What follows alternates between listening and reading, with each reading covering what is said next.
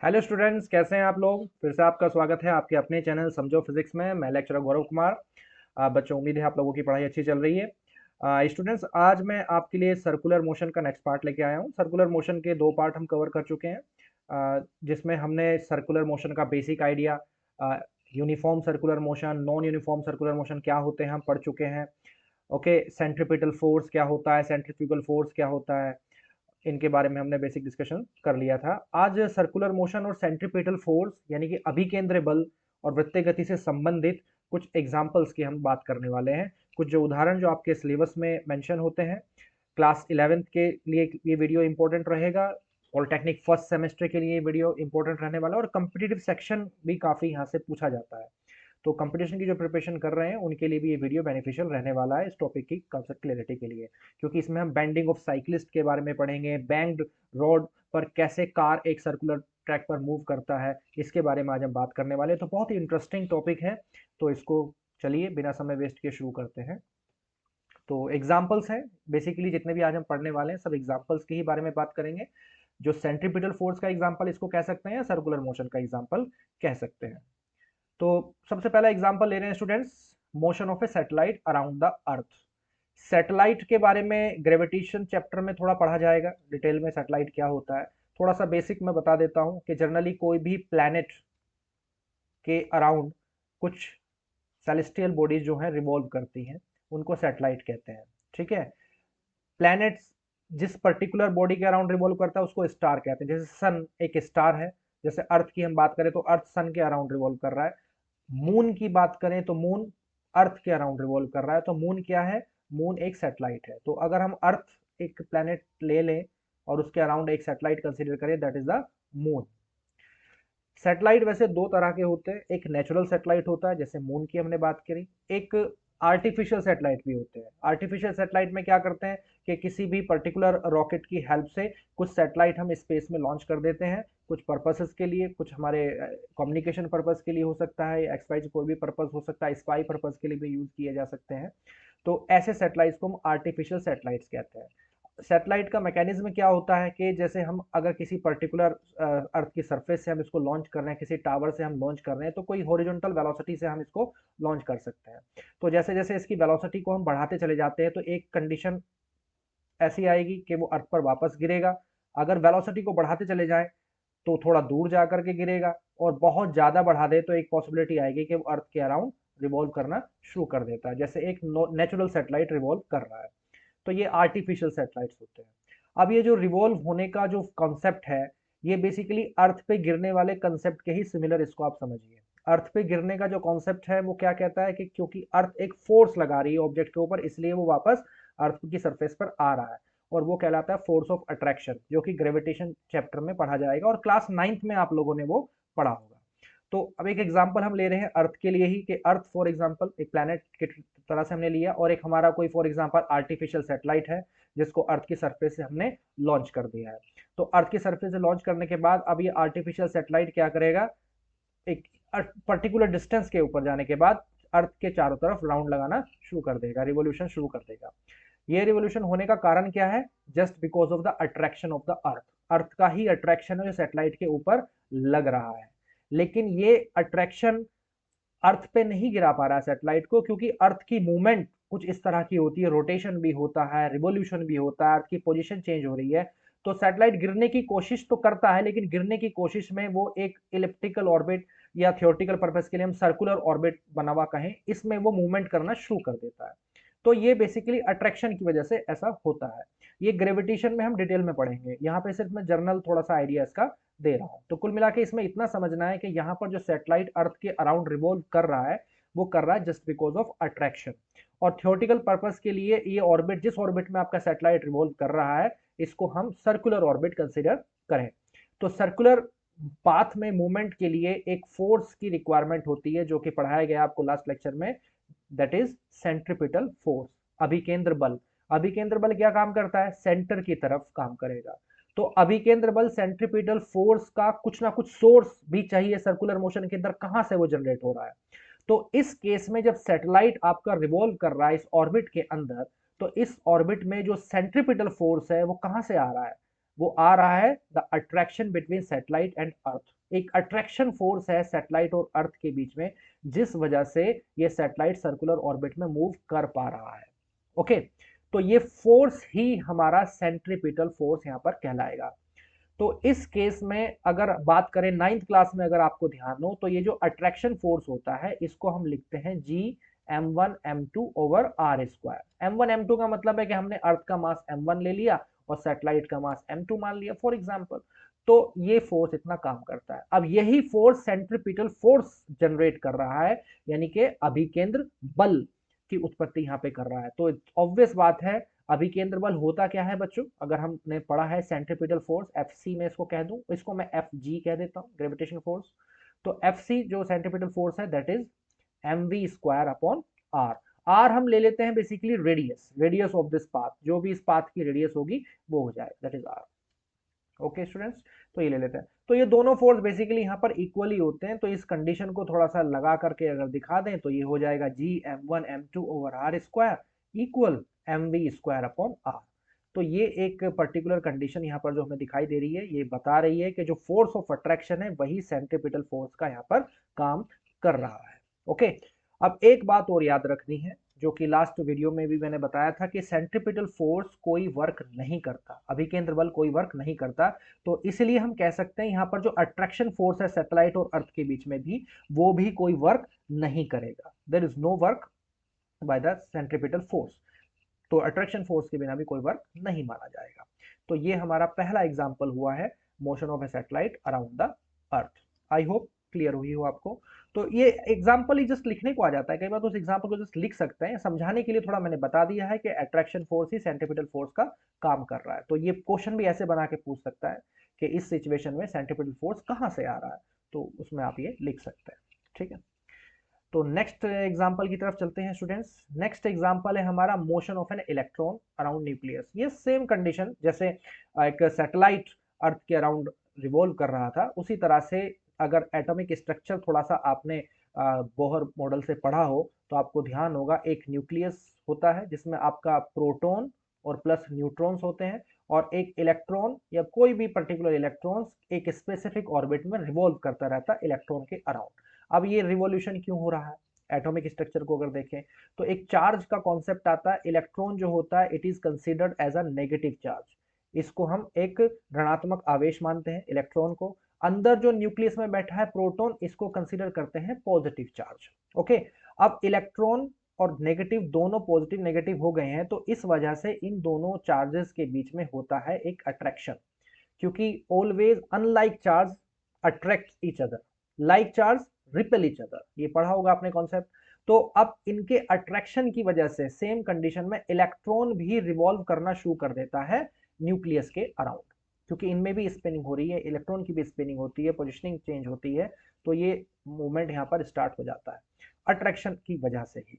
तो यहाँ पे भी अब सर्कुलर मोशन मान के हम इसको चलें, इस ऑर्बिट को सर्कुलर मान के चलें, तो इस सर्कुलर मोशन के लिए भी एक सेंट्रीपिटल फोर्स की जरूरत अब पड़ेगी। अब वो कहां से जनरेट हो रहा है, यहाँ पर अट्रैक्शन से ही जनरेट हो रहा है, लेकिन ये अट्रैक्शन ग्रेविटेशनल अट्रैक्शन नहीं है, ये अट्रैक्शन है इलेक्ट्रिक फोर्स का अट्रैक्शन, चार्जेस के बीच में अट्रैक्शन जो है, ये पढ़ेंगे आप नेक्स्ट सेमेस्टर में, ये 12th क्लास में इसको थोड़ी डिटेल में पढ़ेंगे हम लोग।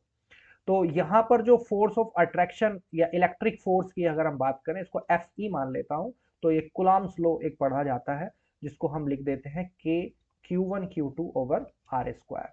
क्यू मतलब Q1 मान लो फॉर एग्जांपल इलेक्ट्रॉन का चार्ज है, और Q2 मान लीजिए प्रोटॉन का चार्ज है, जनरली मैंने ऐसे मान लिया।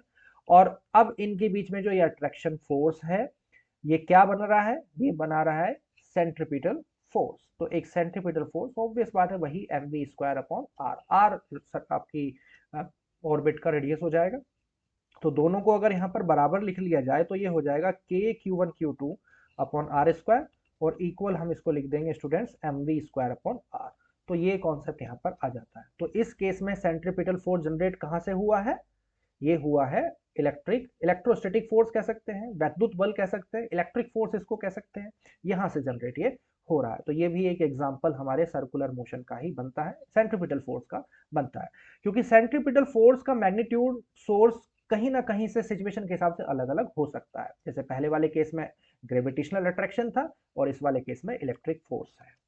ओके स्टूडेंट्स, आई होप ये क्लियर आपको हुआ हो। तो ये बहुत बेसिक से एग्जांपल है, कई बार 1 मार्क्स में लिखने को आ सकता है कि सेंट्रीपिटल फोर्स के कुछ एग्जांपल बता दीजिए, ओके, या कुछ सोर्स बता दीजिए, तो आप ये लिख सकते हैं। अब कुछ आगे जो अगला एग्जांपल हम ले रहे हैं, बेंडिंग ऑफ साइक्लिस्ट। ये अपने आप में एक अच्छा टॉपिक है और ये पूरा अपने आप में पूछा जाता है, अलग से मेंशन करके इसकी कंडीशंस को पूछते हैं। अब ये बेंडिंग ऑफ साइक्लिस्ट से क्या मतलब है, ये साइकिल सवार का झुकाव इसको हम कहते हैं, ठीक है। अब कोई सर्कुलर ट्रैक हम मानते हैं, इसको थोड़ा फिगर से समझें। एक सर्कुलर ट्रैक मानते हैं, सर्कुलर ट्रैक कोई भी आर रेडियस का हो सकता है। तो आर रेडियस के सर्कुलर ट्रैक पे जब आपका साइकिल आता है और साइकिल सवार मूवमेंट करता है, तो वो ऑब्जर्व करेंगे, आपने साइकिल चलाई होगी कभी ना कभी, तो ऑब्जर्व करेंगे आप सेंटर की तरफ थोड़ा सा बेंड हो जाते हैं, साइकिल जो है थोड़ा सा सेंटर की तरफ बेंड हो जाती है। अब इस बेंडिंग क्यों हो रही है, क्या इसका रिक्वायरमेंट है, ये भी थोड़ा समझने वाली बात यहाँ पर हो जाती है। एक्चुअली एक बात अपने दिमाग में सेट रखना है कि सर्कुलर मोशन में चाहिए आपको सेंट्रीपिटल फोर्स, और सेंट्रीपिटल फोर्स जब तक पूरा सेंटर की तरफ प्रॉपर नहीं मिलेगा तब तक सर्कुलर मोशन प्रॉपर नहीं हो पाएगा, ठीक है।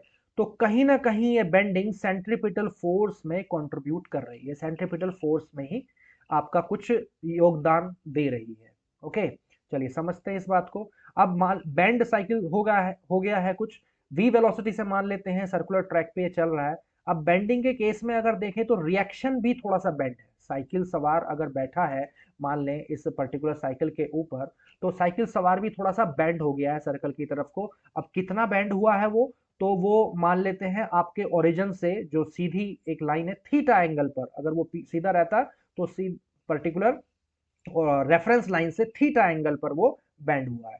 अब थीटा एंगल पर अब कोई रिएक्शन आ गई है, रिएक्शन एक तरह का फोर्स ही है, जो कि पर्टिकुलर रिएक्शन क्यों मिल रहा है, जस्ट बिकॉज ऑफ द, क्योंकि एक वेट डाउनवर्ड डायरेक्शन में काम कर रहा है, साइक्लिस्ट का वेट डाउनवर्ड डायरेक्शन में काम करेगा, ठीक है, और एक रिएक्शन अपोजिट डायरेक्शन में आएगी, लेकिन रिएक्शन थोड़ी सी बेंड हो जाएगी आपकी रेफरेंस लाइन से थीटा एंगल पर। ओके, अब जब रिएक्शन लाइन पे ये रिएक्शन बैंड हुई है तो इसके दो कंपोनेंट ऑब्वियस मिलेंगे, हमेशा मैं आपको समझा है, लास्ट वीडियोस में भी बताया था। एक कंपोनेंट मिलेगा आपको R cos theta, that is horizontal component जिसको हम क्षैतिज घटक कहते हैं, और एक कंपोनेंट मिलेगा परपेंडिकुलर डायरेक्शन में R sine theta, that is toward centre, centre की तरफ ये काम करेगा। तो यहाँ पर ये जो आर साइन थीटा है जो सेंटर की तरफ काम कर रहा है, that basically acts as a centripetal force, ये एक सेंट्रीपिटल फोर्स की तरह से काम करेगा।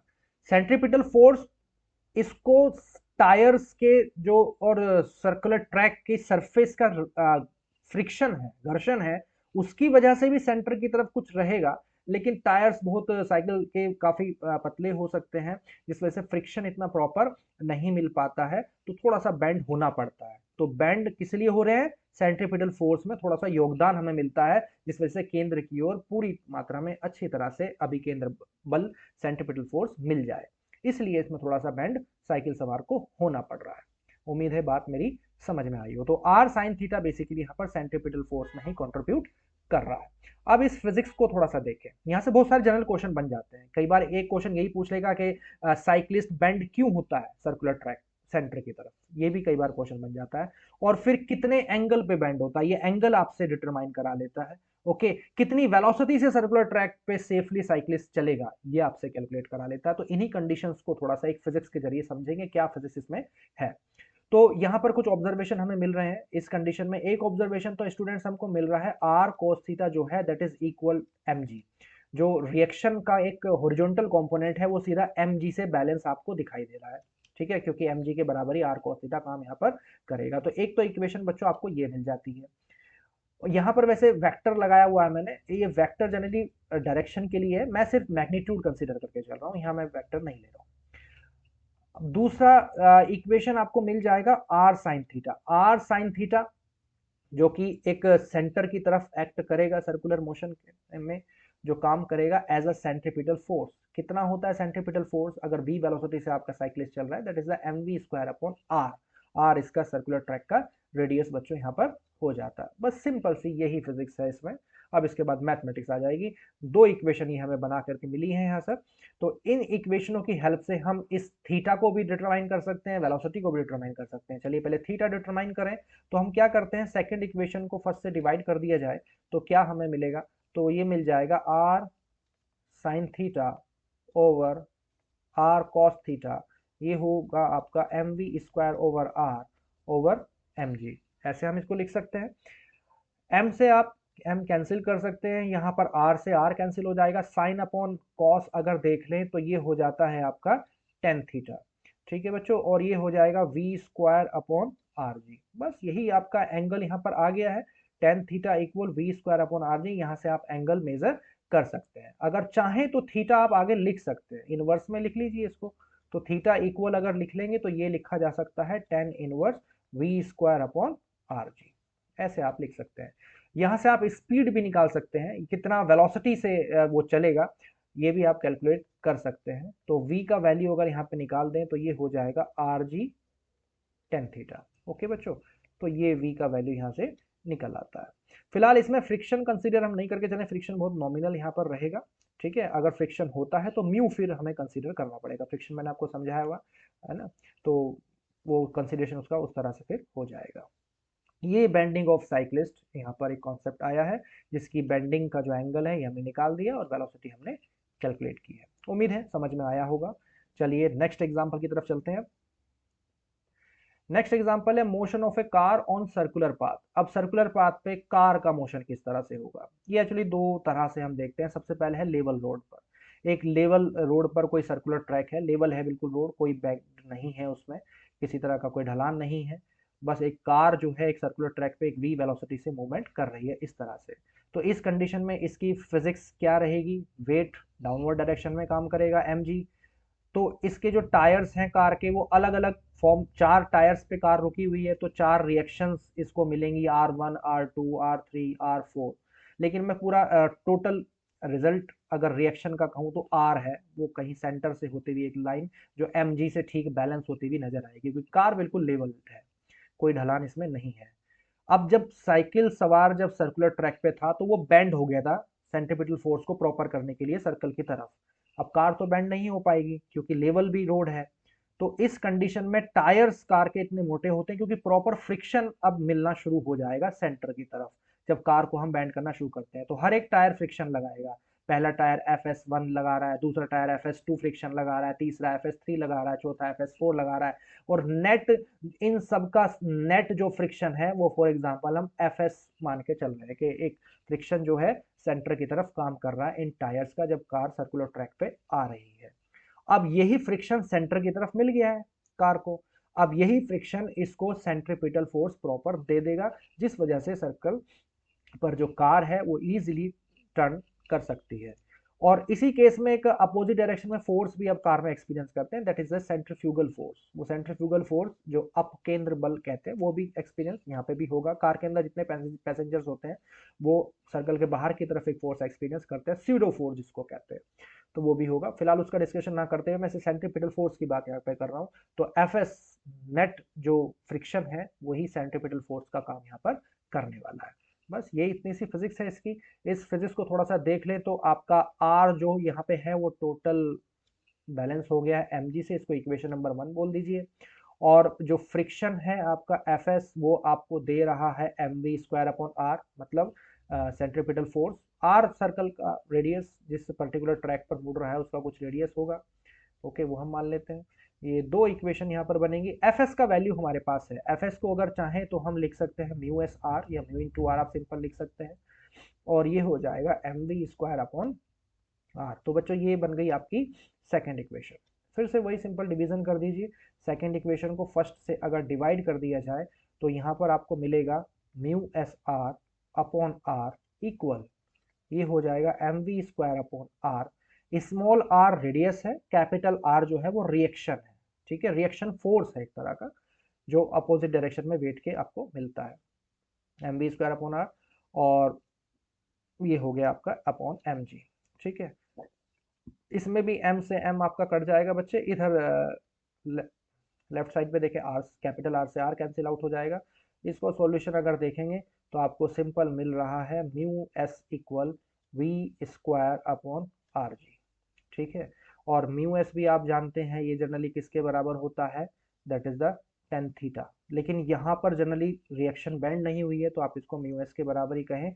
यहाँ से हम इसकी सेफ स्पीड निकाल देंगे तो ये आ जाएगा mu R G under root में, इसको आप कह सकते हैं। तो इतनी वेलोसिटी से आपकी कार सर्कुलर ट्रैक पे इजीली चली जाएगी। म्यू एस उसको चाहिए, फ्रिक्शन वहाँ पर म्यू कॉफिशेंट उसको चाहिए, आर एक प्रॉपर रेडियस उसको चाहिए, तब जा करके वो सर्कुलर ट्रैक पे इतनी पर्टिकुलर सेफ स्पीड से मूवमेंट कर पाएगी।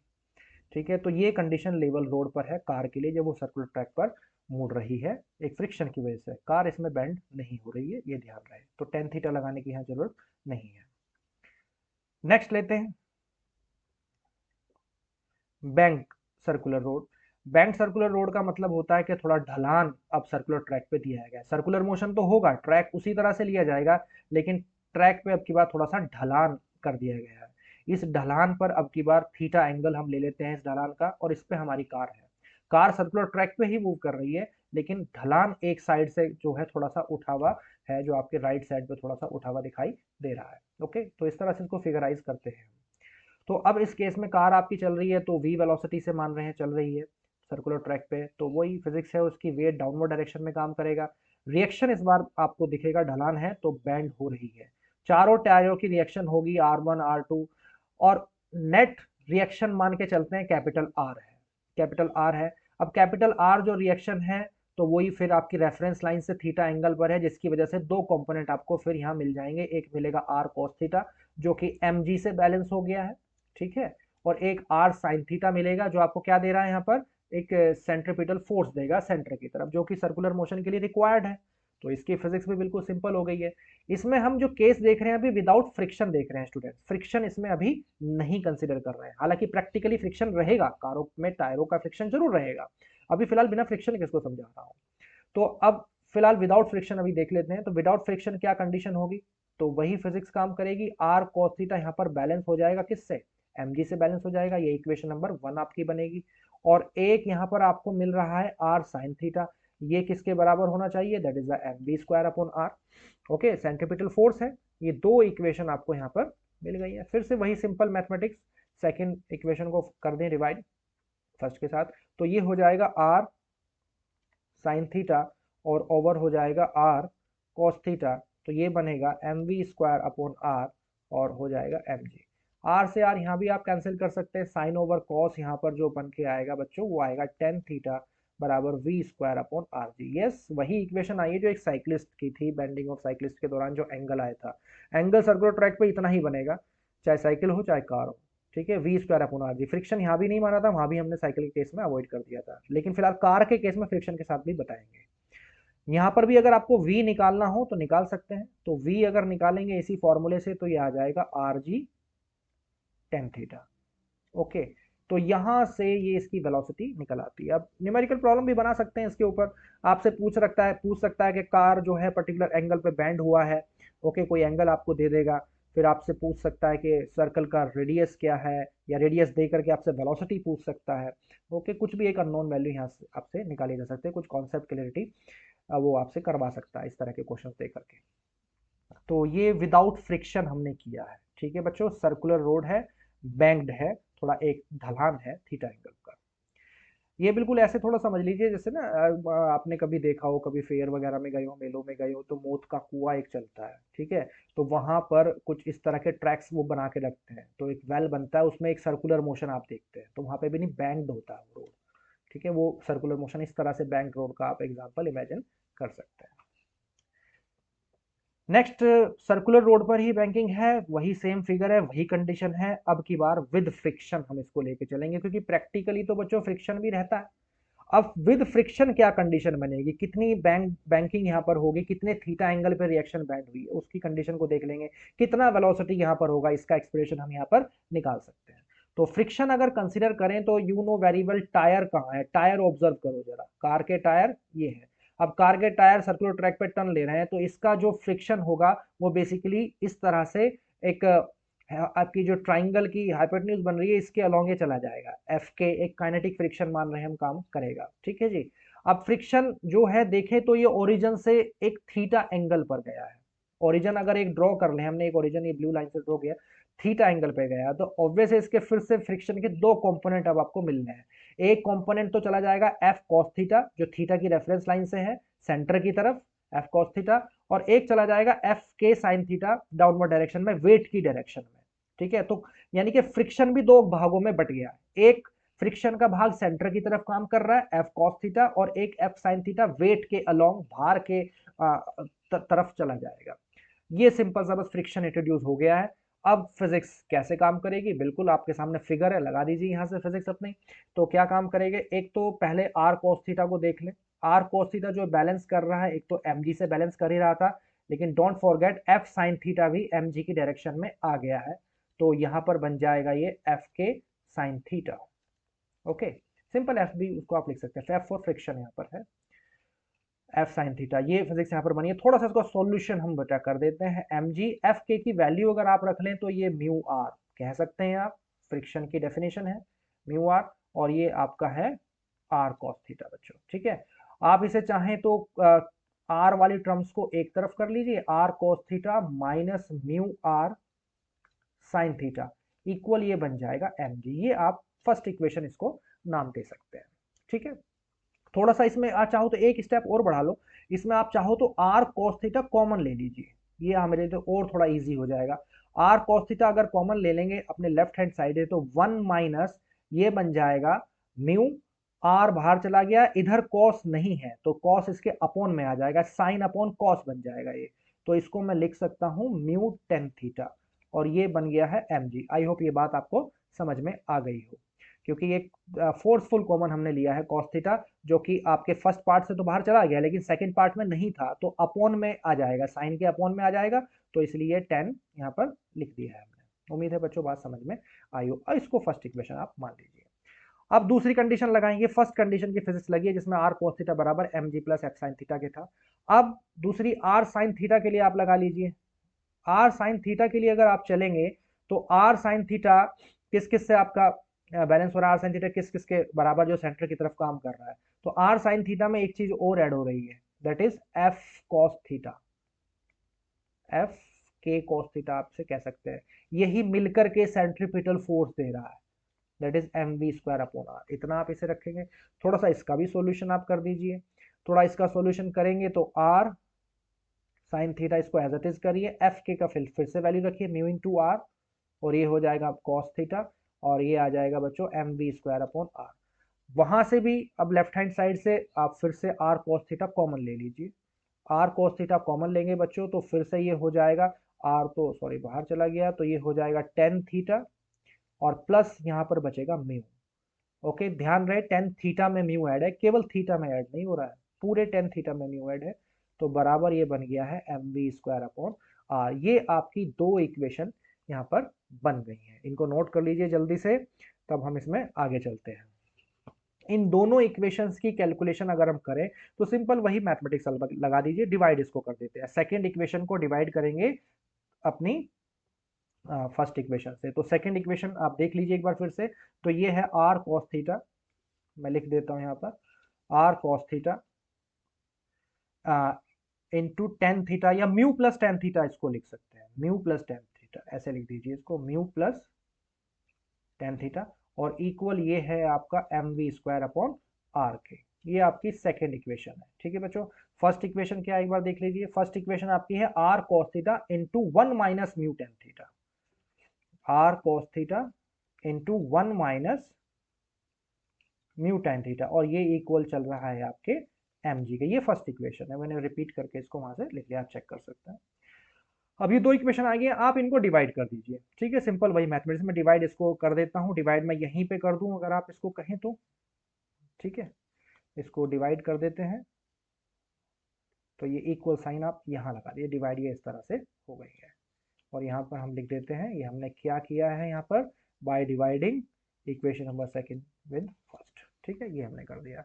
अब डिवाइड करते ही क्या होगा, आर कॉस थीटा से आर कॉस थीटा कैंसिल हो जाएगा बच्चों, तो ये कैंसिल होते ही आपका बचेगा यहाँ पर mu plus tan theta, upon में आ जाएगा one minus mu tan theta, और ये हो जाएगा M V square upon R, और ये अपॉन में बेटा mg भी है, तो m से m तो कट कर देते हैं। तो इसको सॉल्यूशन अगर आप देखें तो ये बन गया है म्यू प्लस टेन थीटा और 1 माइनस म्यू टेन थीटा, और ये इक्वल आ गया है V square upon R G. Yes, यही कंडीशन आ गई है। ये कंडीशन आ गई है सर्कुलर रोड जब बैंक्ड थी विद फ्रिक्शन, इसको कंसीडर हमने किया, तब आपका mu plus tan theta 1 minus mu tan theta बराबर V square upon R G के होता है। तो कई बार इस कंडीशन में इस पूरे एक्सप्रेशन को प्रूव आपसे करा लेता है, वो कह देगा कि इतना प्रूव कर दीजिए, ठीक है, तो आप इसको इस तरह से प्रूव कर सकते हैं, ठीक है जी। अगर प्रूफ नहीं कराता है तो वो कई बार आपसे कह सकता है v का वैल्यू निकाल दीजिए, v का एक्सप्रेशन कैलकुलेट कर दीजिए, तो v का एक्सप्रेशन v बन जाएगा, या फिर यही कंडीशन आपसे कह देगा प्रूव कर दीजिए। तो v का एक्सप्रेशन अगर यहां से बना लें तो बिल्कुल बना लेंगे, क्रॉस मल्टीप्लीकेशन करेंगे, आर जी उधर जाएगा, तो R G into mu plus ये आप लिखेंगे टेन थीटा और 1 माइनस म्यू टेन थीटा, इतना आप ऐसे इसको लिख सकते हैं। ओके, स्क्वायर हटाएं v से स्क्वायर हटाएंगे तो स्क्वायर रूट आपका इधर पहुंच जाएगा, और ये आ जाएगा mu plus tan theta upon में हो जाएगा 1 माइनस म्यू टेन थीटा। ठीक है बच्चों, ये आपका फाइनल एक्सप्रेशन आ जाता है। उम्मीद है आपको ये दिखाई दे रहा होगा, नहीं दिखाई दे रहा मैं एक बार चेक कर लेता हूँ, ये आपको दिखाई दे रहा है बच्चों, ठीक है। तो उम्मीद है बात आपको समझ में आई हो। ये एक्सप्रेशन हमारा पूरा कंप्लीट हो गया है। तो जिस तरह से पूछा जाए इस तरह से करें। इसके ऊपर न्यूमेरिकल प्रॉब्लम भी बन के आता है, कॉम्पिटिटिव सेक्शन में भी क्वेश्चन इसके ऊपर बन के आते हैं। ये एक्सप्रेशन हो सके तो डायरेक्ट मेमोराइज भी रखिए, क्योंकि इसके ऊपर हो सकता है न्यूमेरिकल बन के आ जाए। बैंकिंग आपको दे देगा, इस तरह से प्रॉब्लम पूरी बनाएगा, कहेगा कोई पर्टिकुलर कार है जो सर्कुलर ट्रैक पर बैंक्ड रोड पर ड्राइव कर रही है, कुछ एंगल आपको दे सकता है, कितने एंगल पर वो रोड बैंक्ड है, ठीक है, वो थीटा एंगल जो भी होगा, जितने एंगल पे बैंक्ड होगी उतने ही एंगल पे रिएक्शन बैंड हो जाएगा, वो कंसिडरेशन आप उस हिसाब से कर देंगे। तो पूरा डेरिवेशन ना करना पड़े न्यूमेरिकल्स के दौरान, तो इसलिए थोड़े से डायरेक्ट एक्सप्रेशन अगर याद रख लें तो दैट विल बी गुड, ये आपके लिए सही रहेगा। ओके, और ये हमारा एक तरह से जर्नल एक्सप्रेशन है, इसकी हेल्प से हम लेवल रोड पे जो निकाला था ना हमने एक्सप्रेशन, वो भी कैलकुलेट हो जाएगा, जो भी इससे पहले वाले टॉपिक में जो हमने निकाला था, अगर आपको ध्यान हो तो वो भी हम इसमें कर सकते हैं, कोई इशू नहीं है। इससे पहले निकाला था ना बच्चों, इससे जो ये निकाला था tan theta equal V square upon R G, ये लेवल रोड के लिए था, फ्रिक्शन नहीं था।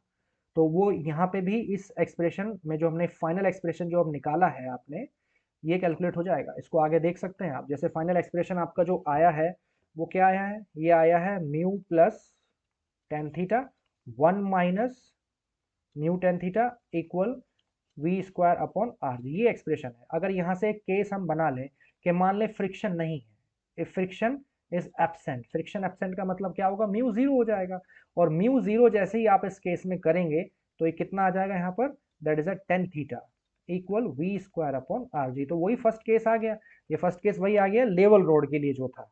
तो फ्रिक्शन अगर है तब ये कंडीशन होगी, फ्रिक्शन नहीं है तो ये कंडीशन होगी कार जब आपकी सर्कुलर ट्रैक पे टर्न कर रही है बैंक्ड रोड पर, ये बात थोड़ा सा ध्यान रखनी है।